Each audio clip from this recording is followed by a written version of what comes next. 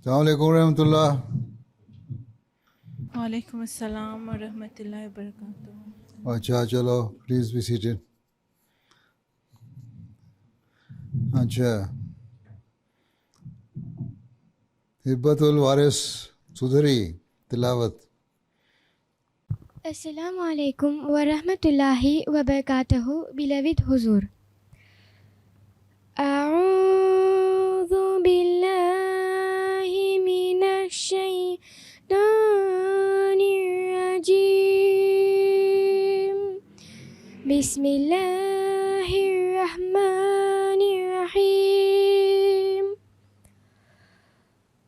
اللہ لا الہ الا ہو الحی القیوم، لا تأخذہ سنۃ ولا نوم، لہ ما فی السماوات وما فی الارض، من ذا الذی یشفع عنده إلا بإذنه، يعلم ما بين أيديهم وما خلفهم،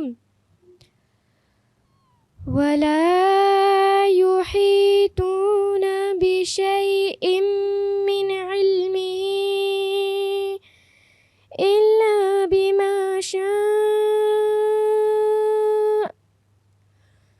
وسع كرسيه السماوات والأرض، ولا يؤوده حفظهما، وهو العلي العظيم. جزاكم الله. جی کیس بھنو ٹرانسلیشن. السلام علیکم ورحمۃ اللہ وبرکاتہ. beloved حضور. وعلیکم السلام. Translation of Surah Al-Baqarah, verse 256, Ayatul Kursi. I seek Allah's refuge from the demon Shaitan, in the name of Allah, the most beneficent, the most merciful. Allah, there is no God save Him, the living, the self-subsisting, and all-sustaining.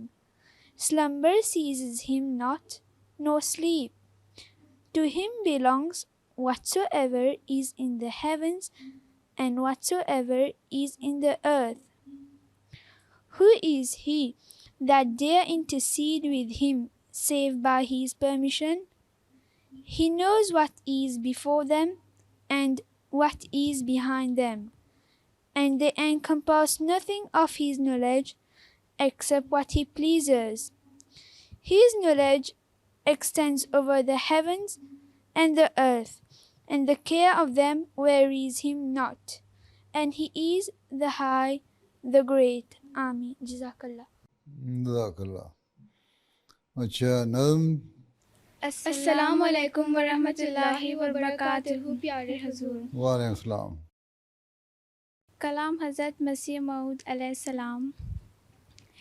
اے خدا، اے کار سازو، عیب پوشو کردگار، ہے میرے پیارے، میرے محسن، میرے پروردگار.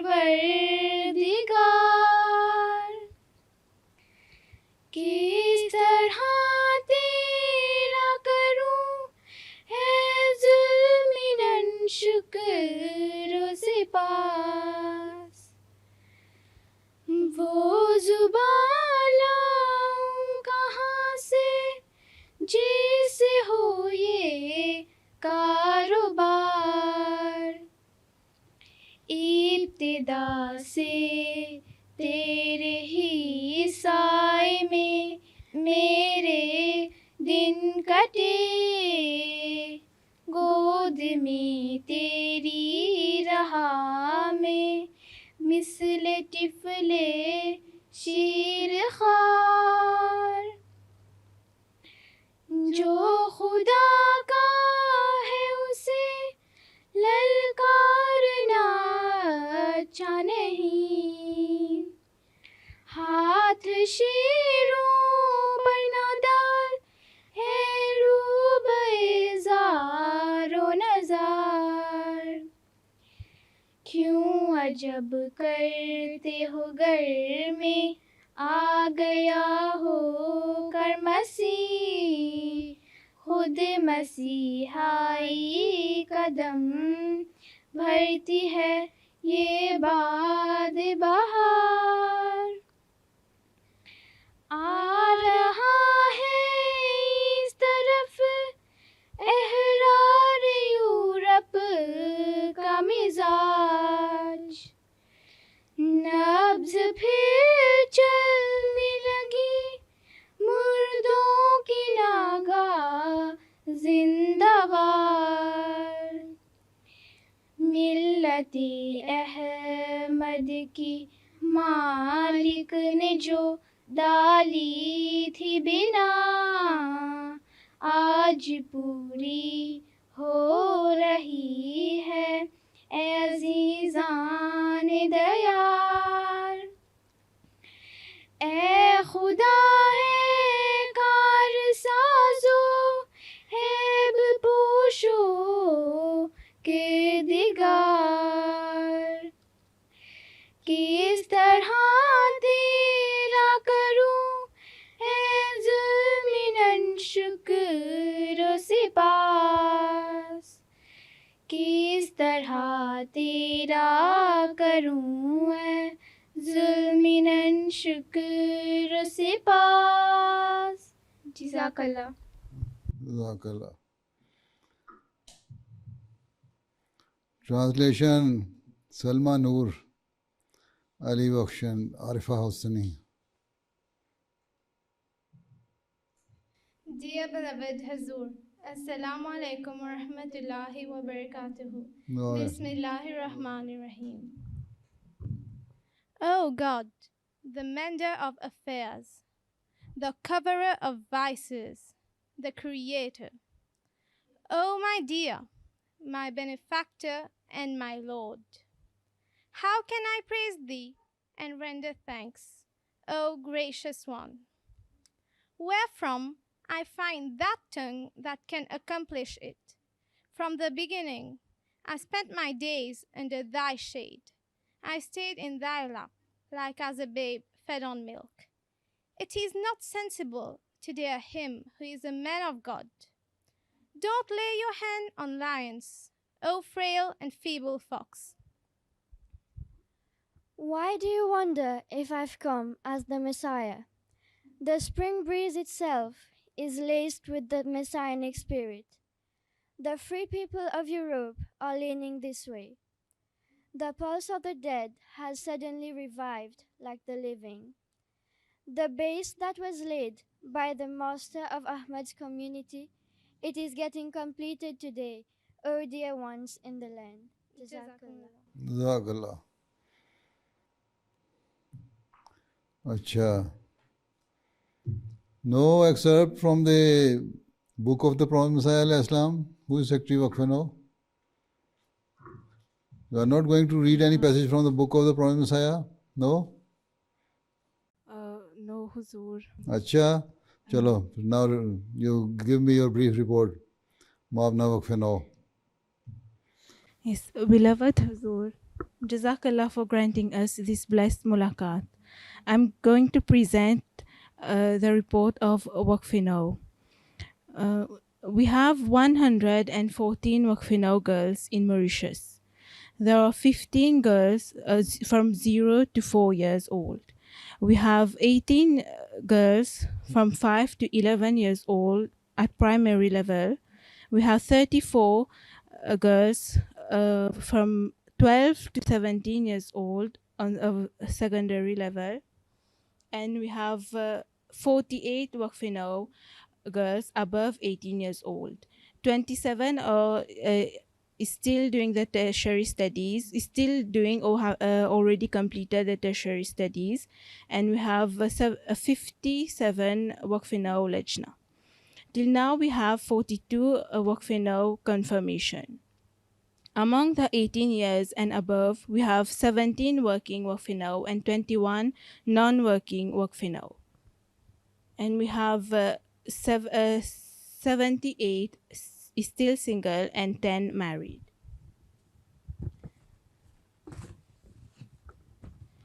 We usually have our Waqfe now class every Sunday, where we follow the syllabus, and we have Quran class, Urdu, Arabic, Diniyat, and Tajweed. And this year, a new Tabligh class have been implemented. And for this year, exams this year, due to COVID, we could not complete the syllabus, so we could not do all the exams, but we have done 2 assessments. And Waqfe now department usually organizes outings and tarbiyat camps. And for we have on the national level, we have general meetings where girls also participate along with their parents.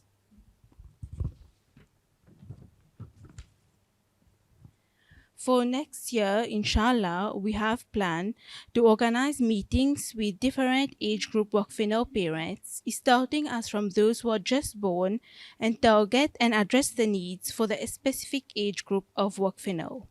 We have also planned to include speeches on Waqfe now in Lajna Ijlas.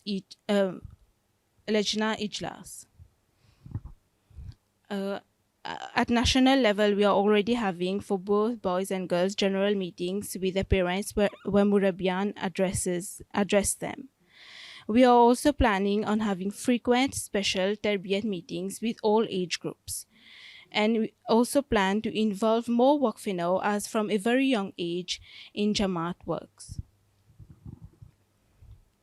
And please, beloved Huzur, please pray that Allah Ta'ala enable us to perform our duty with taqwa. And we are successful in implementing the plans we have decided for the next year. That's all, or there's some more? That's all. Okay then. Jazakallah. Yes. I will humbly request Huzur to advise us on how to encourage more parents to dedicate their unborn child to the Jamaat, and encourage those who are already Waqfe now to be more involved and do more Jamaat works. Ask them to listen to my khutbahs. Then they will know their duties towards their Waqfe now children. And especially the khutbah I delivered in Canada in 2016 about Waqfe now, that should be widely spread and distributed to the parents of the Waqfe now children. Right?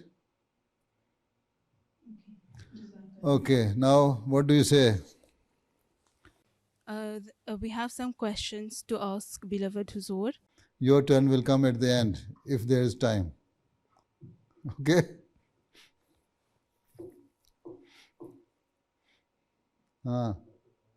Yes. Beloved Hazur. Yes. Assalamu alaikum warahmatullahi wabarakatuh. Wa alaikum assalam. My name is Kuratul Ain Mohan. My question today is, our missionaries gain an incomparable amount of knowledge by attending Jamia Ahmadiyya. As an Ahmadi girl, I would also like to gain such knowledge. Can Hazur please advise on how can we also attain such a level of knowledge? So incomparable knowledge, they get it from the Jamia Ahmadiyya, and you girls are deprived of that knowledge. That is your question. Huh? Yes? Yes, Hazur. Achha.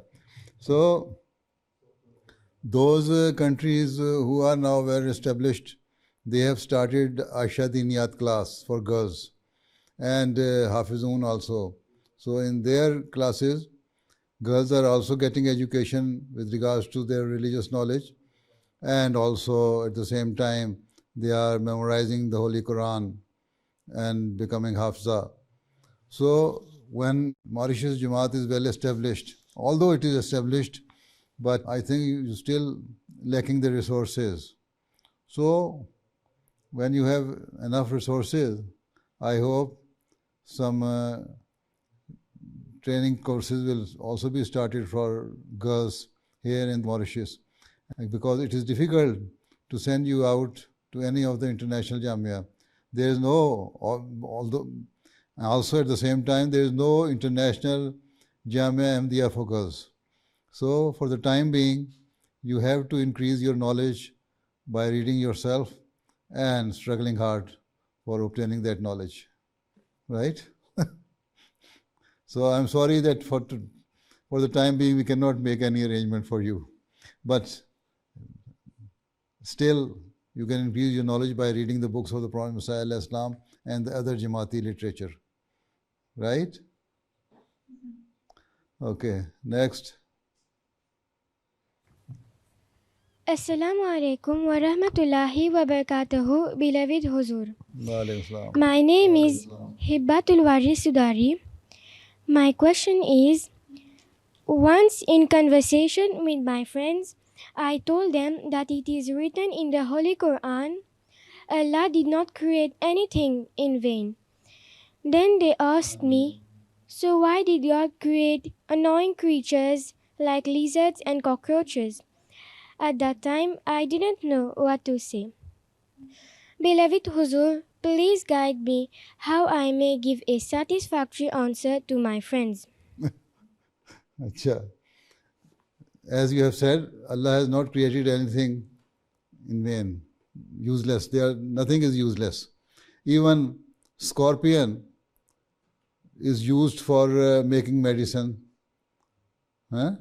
Whenever you get any disease which is because of the poison, then scorpion medicine is used for that. Even a medicine is also made from snakes.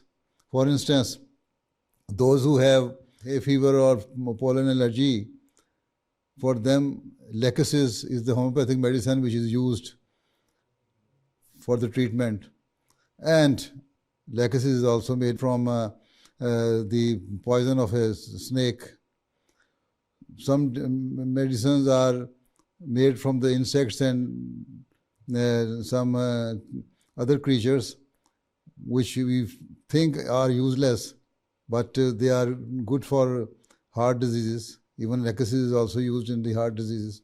So there are quite a number of things which we do not know what is the purpose of them, of those things. But Allah has created everything for some purpose, and none of His creature is useless.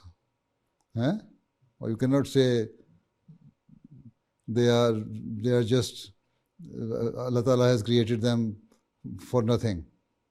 They are all useful for humankind.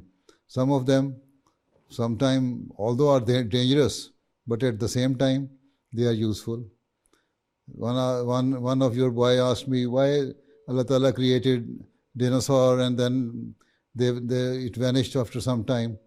So I told him that now you are using the fossil fuel from the old animals and dinosaur and all of those things. So you can tell your friend, Allah has created everything for the betterment of humankind, for the best use of those creatures for good of the human being. Right? Yes, Jazakumullah beloved Huzur. My name is Hala Sudan. My question is, how can we acquire the love of Allah, and how will we know that Allah is satisfied with our deeds and actions? You see, if you always obey what Allah Ta'ala has said, then you can acquire the love of Allah. Right? There are quite a number of commandments in the Holy Quran. Hazrat Masih Maud has written, they are one place it is 500 or 700 and one is 1200. So if you follow all those commandments and injunctions, given to us by Allah Ta'ala, then we can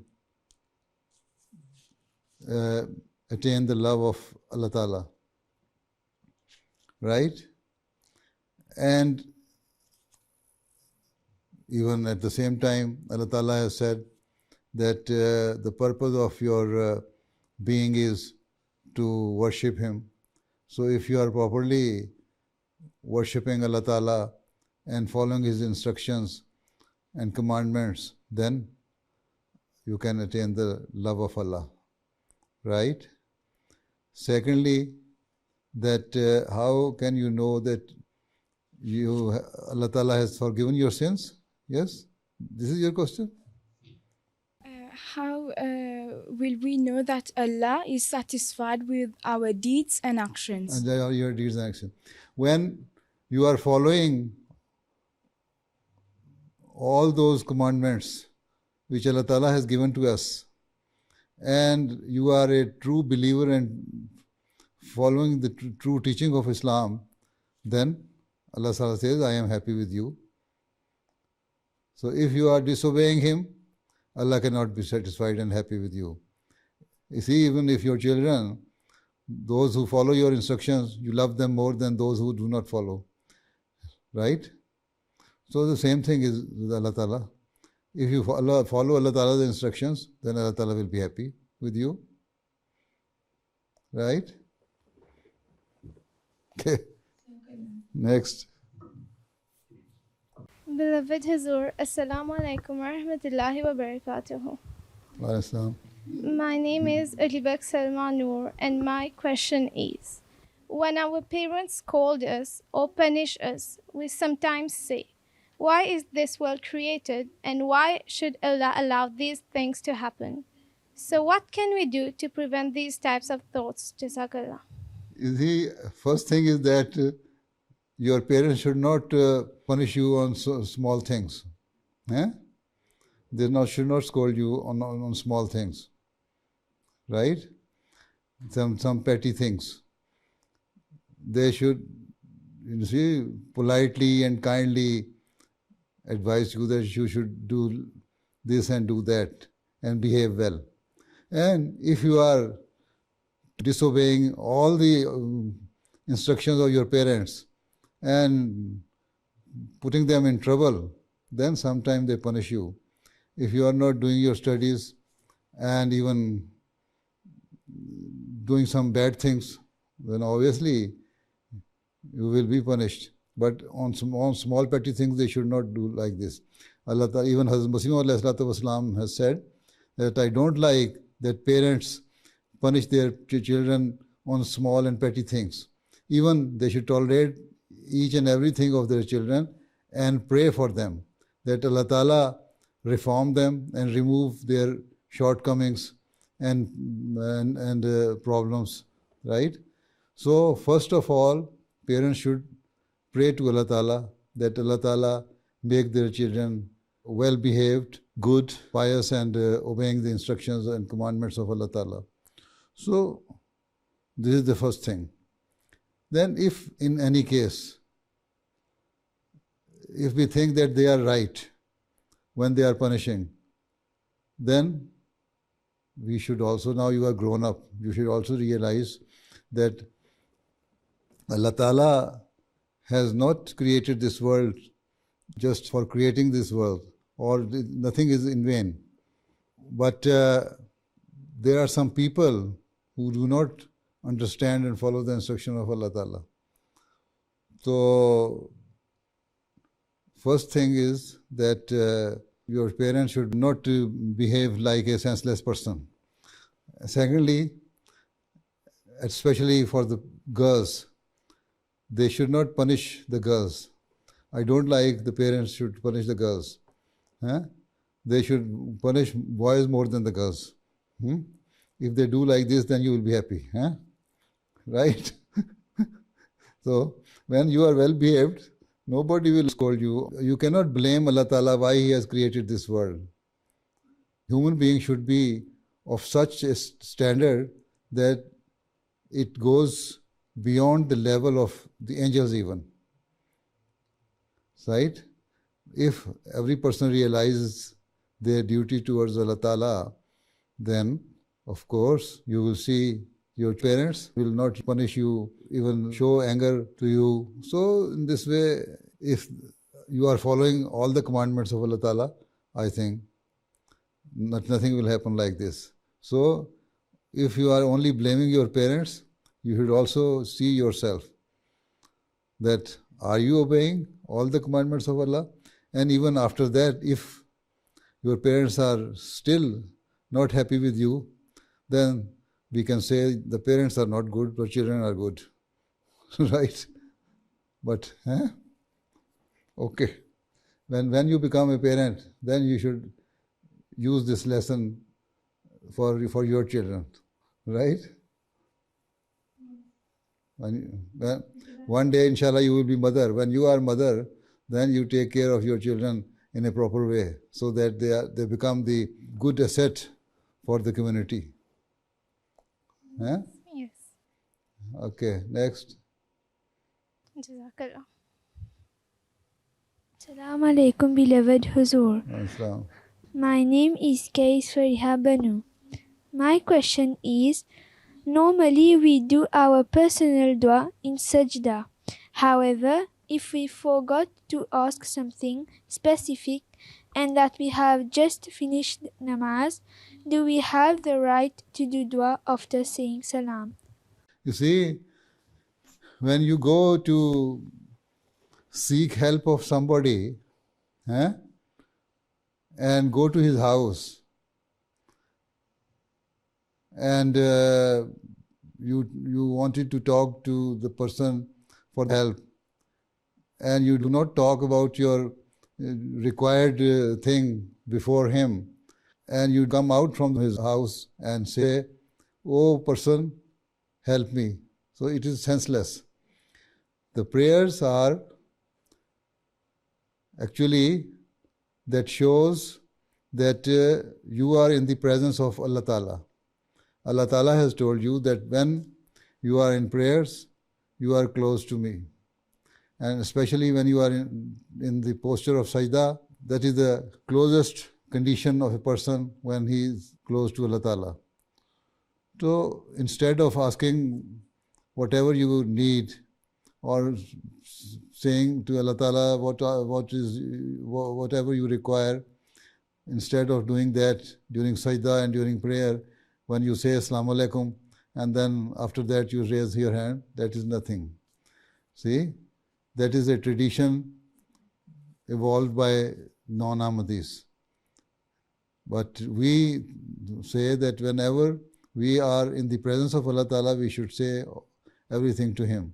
Not that when we leave His house or when we leave His company, then we ask prayer for Him. Although Allah Ta'ala is present everywhere, and you cannot say that we have left Allah Ta'ala or Allah Ta'ala is not present while we are out of the condition of the prayer, the atmosphere of the prayer. But at the same time, there is a special time given to us by Allah Ta'ala that when you are in prayers, offering your prayer, then you seek my help and say whatever you like from me. So when you forget one thing, then this is why you have 5 daily prayers. Then the next prayer you can ask the same thing from Allah Ta'ala. Right? Jazakallah Huzur. Assalamu alaikum wa rahmatullahi wa barakatuhu, beloved Huzur. My name is Arifa Hussaini and my question is, how does the Nusrat Jahan scheme work exactly? Nusrat Jahan scheme. You see, when Khalifatul Masih Salis, the third Khalifa, was on his visit to the African countries, during his visit in the Gambia, Allah Ta'ala revealed to him or put this thing in his heart that he should start a scheme in which the help of the poor people of Africa should be catered for. And he started that scheme, and he gave that scheme the name Nusrat Jahan Leap Forward scheme. So that scheme is to help the poor people of Africa in their education and to help the poor people of Africa with regards to their health problems. And this is why he started opening hospitals and schools in African countries. This is Nusrat Jahan scheme. And if you become teacher or doctor, you can be sent to any of the African countries. Even Mauritius is also among African countries. But here conditions are better than quite a number of other African countries which need you and need your help. Right? Okay. Jazakallah. अस्सलाम वालेकुम वरहमतुल्लाहि वबरकातुहू। प्यारे हुजूर, Assalaम. मेरा नाम सना मनगदी है। मेरा सवाल ये है कि अहमदी लड़कियां जब कॉलेज जाती है तो घर से दुपट्टा ले जाती है, फिर स्कूल में क्लास में निकाल देती हैं। You see, there is a mixed school of boys and girls. नहीं, सिर्फ नहीं, लड़कियों का है। सिर्फ लड़कियों का है. और अगर सिर्फ लड़कियों का स्कूल है, then if they remove their headscarf doesn't matter. अगर टीचर भी लड़कियां औरतें हैं और लड़कियां ही हैं तो पर्दा तो सिर्फ स्कार्फ और हिजाब तो सिर्फ मर्दों के सामने है. अगर वहाँ से स्कूल जाके उतार देती हैं तो it doesn't matter. ठीक है? शुक्रिया। Assalamu alaikum wa rahmatullahi wa barakatuhu, beloved Huzur. Assalaam. My name is Nazir Sudan. My question is, Huzur, at school we often take pictures with our non-Ahmadi friends, then they post such pictures on social media without any bad intention. Huzur, what should we do in such cases? You see, the one thing is that you should try to avoid getting your pictures taken with your fellow friends if you are a mature person and you are doing parda. You see? Yes. But if you yourself take your pictures with your friends and then ask them that they should not put this picture on social media. You can request them, they should not put it on social media. Right? Yes. If you are an Ahmadi girl who is observing parda and wearing hijab, so they should avoid these pictures done by any of your fellow friends. Right? And even if it has been taken, then they should not put it on social media. Yes. Right? You can request them, you can ask them, no problem. I think if they are your good friends, they will honor your request. Right? Jazakumullah. Yes. Assalamu alaikum warahmatullahi wabarakatuh, beloved Huzur. My name is Hadia Kausar Sani, and my question is, how do we get to distinguish if a dream we've had is from Allah or if it was just from our subconscious which made us saw that dream? You see, a normal person sees 4 or 5 dreams during the night if you have a good sound sleep.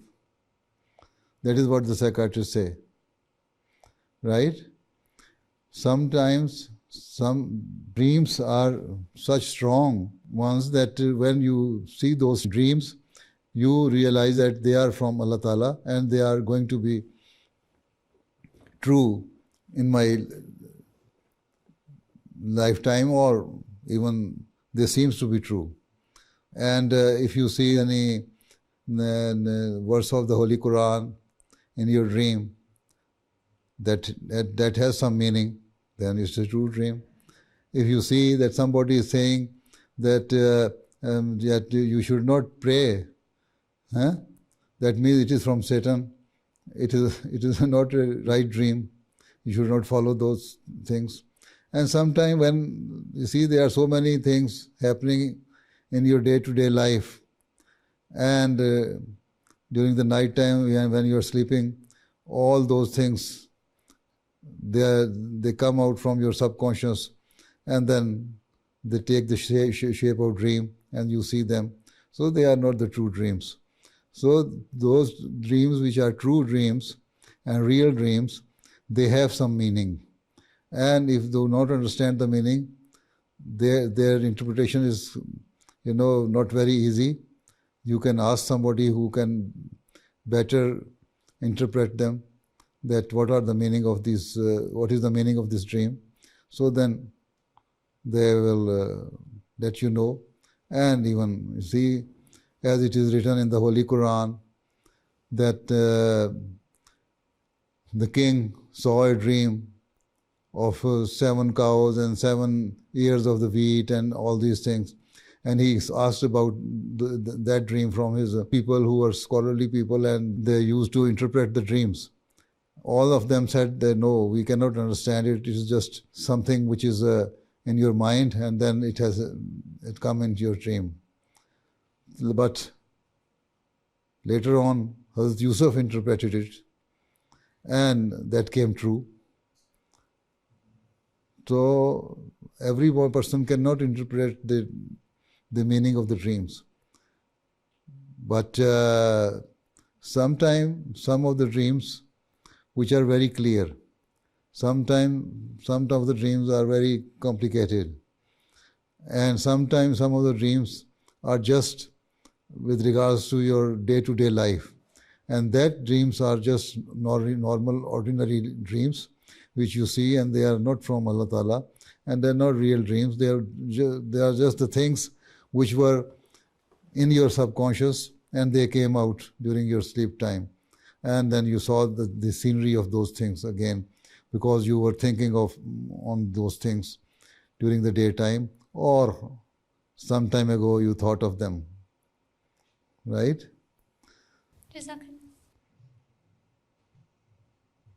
Beloved Hazur, Assalamu alaikum wa rahmatullahi wa barakatuhu. Alaikum salam. My name is Amtul Kafi Turju, and my question to Hazur is, it is said that in Hadith that a person who drowns becomes a shaheed. Why is it so, and does it apply to everybody? You see, the person who is shaheed, the person who dies of the stomach illness is also shaheed, and there are so many other categories of shaheeds. Because this is what the Holy Prophet ﷺ has said, and it might be because while drowning, he might be struggling hard to save his life and he could not. This is why he might be seeking Allah's help and forgiveness, but ultimately he drowned and died. So Allah Ta'ala may forgive him, but the main thing is that he should be a mu'min. He should be the person who is obeying the commandments of Allah and is a good believer. Not that a kafir who does not believe in Allah Ta'ala, and then while drowning he says, "Oh Allah, save me," then no, he is not a shaheed. Right?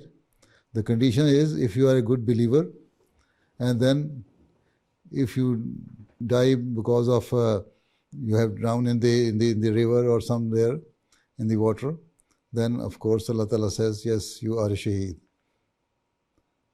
Right?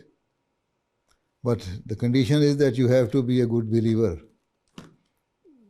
Right? That is what the Holy Prophet ﷺ has said. Assalamu alaikum wa rahmatullah, Huzur, beloved Huzur.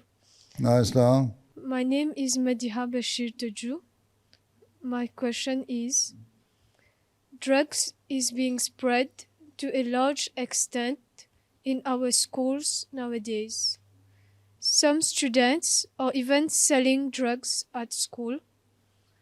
What advice can Huzur give us to protect ourselves and our children against this? And is it possible for Jamaat to build our own school? Yes. Normally, it is everywhere in the world nowadays. This is a big mafia which is causing all this problem. They are utilizing school children to sell their drugs. they give them a small amount of drug in the beginning free of cost. And when they get addicted, then they ask them, okay, we shall give you these things free of cost if you give us some favor and sell these things for us among your fellow students or other people. So, you see, the society is now completely corrupted. There are no morals in the society. They don't care what they are doing with their children, with the children of the nation. So everybody is now selfish. So we should try to let our children know that these are the bad things, and we should avoid the company of those students or those people who are doing these bad jobs, right? So this is the only way that we have to be very vigilant, keep eye on those people, and then whenever you see they are doing this, admonish them, advise them, and also the main thing is to pray for your children that they are not involved in such type of habits. So it's very much difficult. Even governments are against it. So if you come to know about some person who is destroying the life of your children, then you can inform the concerned authorities to take action against those people, right? So the thing is that we have to be watchful with regards to the behavior of children and their day-to-day activities. And then pray for them as well, that they are not involved in such type of habits. Okay? Right. Next. Assalamu alaikum wa rahmatullahi wa barakatuhu, Pyare Hazur. Assalam. My name is Inaya Royman. My question to beloved Hazur is, when we have attained a certain spiritual level, what can we do to ensure that we persevere from there and not fall again due to weaknesses? You see, for that you do istighfar continuously. You seek Allah's help. Beseech Allah that He helps you. And fervently pray to Him that once you have attained this status, you should not lose this status. You should not fall back. Right? Right? And do istighfar continuously, permanently. And offer 5 times daily prayers. Allah Ta'ala says that daily prayers are the best source of keeping you away and keeping you safe from the bad deeds of the worldly societies. Right? So, you seek Allah's help and offer 5 daily prayers. And while you are praying, pray fervently with regards to your present status which you have attained. And always remember, whenever any bad thing comes into your mind, always think that before you start thinking of doing that thing, that Allah Ta'ala is watching over you. Your every deed and action is being watched by Allah Ta'ala. So this is how you can save yourself. And at the same time, as I have said, you do istighfar. Right? Assalamu alaikum wa rahmatullahi wa barakatuhu, beloved Hazur. Wa alaikum assalam. My name is Saima Afzal Dargui. My question is, in the Holy Quran, Allah Ta'ala said, "And we sent you not, but a mercy for all worlds." So my question is, if there are other creatures on other planets, how are they benefiting from the Holy Prophet, Hazrat Muhammad Sallallahu Alaihi Wasallam? You see, we can say there might be some life in some other universes and planets. and where we do not have access as yet, right? But Allah Ta'ala has said that the Holy Prophet ﷺ is Rahmatul lil Alameen. So, he is mercy for mankind, for the known world or the habitation of this planet, right? When the other part of the universe or some other universes come to know about this world, if they have connection with us, then, of course, and the message of the Holy Prophet ﷺ reaches them, then he will also be mercy for those people. And we shall have to behave well towards those people, not that we destroy them or usurp their rights or do not behave well with them. Right?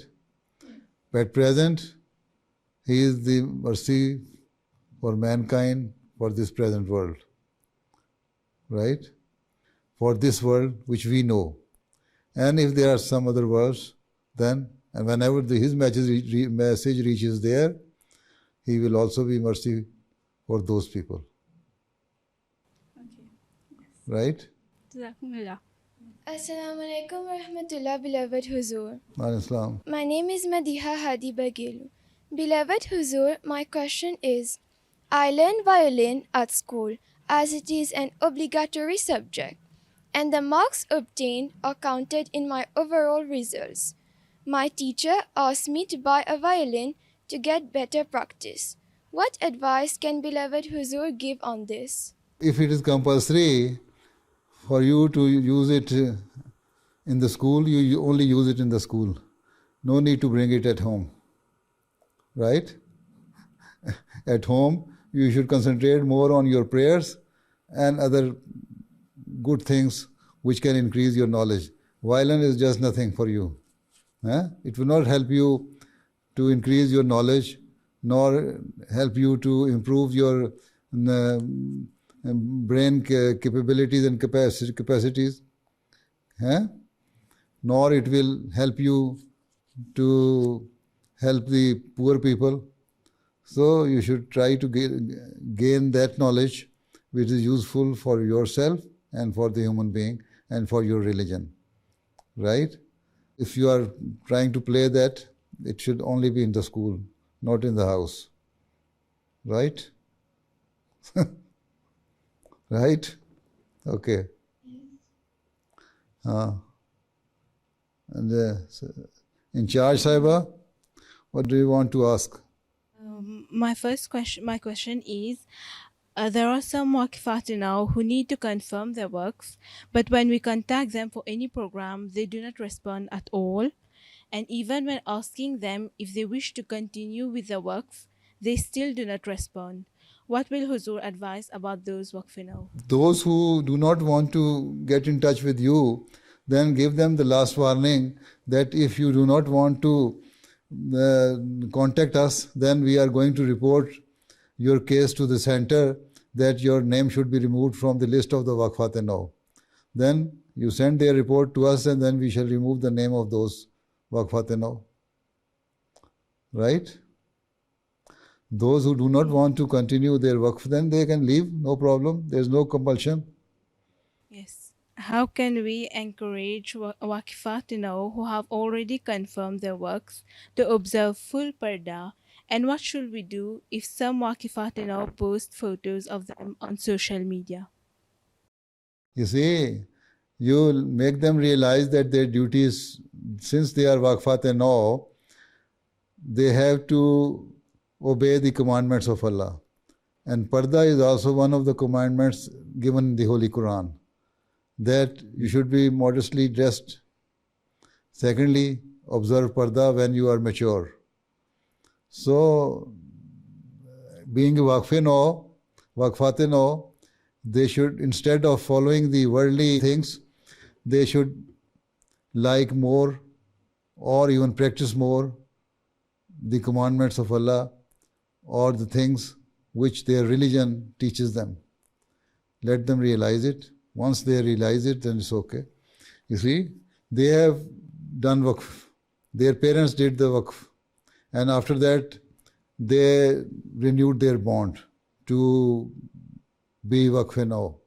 Once they themselves have filled the bond that they will remain in Waqfe now scheme, then they have to follow those things or rules and regulations and abide by them which have been given to them and which are required from them by Allah Ta'ala, which are clear commandments. And parda and modest dress is also one of them. Okay? Okay, now time is over. Allah Hafiz. Assalamu alaikum wa rahmatullahi wa barakatuh. Wa alaikum assalam wa rahmatullahi wa barakatuh. Assalamu alaikum.